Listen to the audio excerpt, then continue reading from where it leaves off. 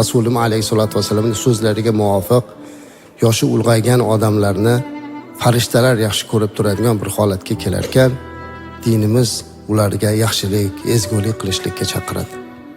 Alhamdulillahki azizlar, biz bugun mana shunday zamon, mana shunday vatan, shunday yurtda yashash baxtiga musharraf bo'lyapmizki, yurtimizda haqiqatda ham keksalar, yoshi ulug'lar hurmatlanyapti. Davlat miqyosida, davlatimiz rahbari tomonidan alohida e'tibor qilinyapti.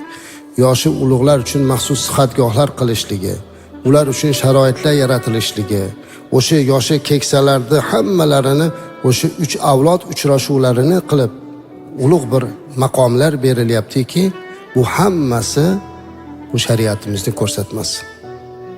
Hattoki o'sha esinglarda bo'lsa, ulug' vatan urushida qatnashgan oqsoqollarning hammalarini, eng ulug'larni davlat hisobidan hajga ham yuborib olib keldilar.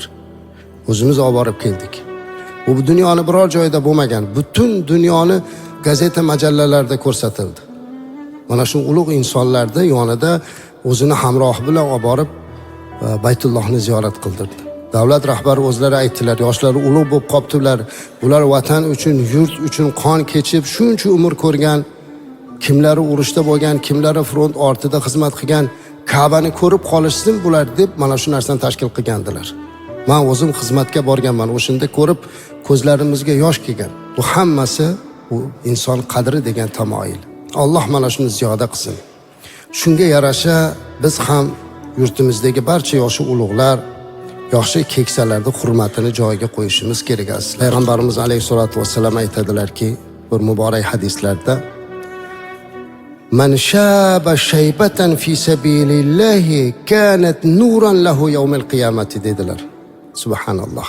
Kimni sochi Alloh yo'lida oqarsa, uning uchun qiyomat kuni nur bo'ladi dedilar.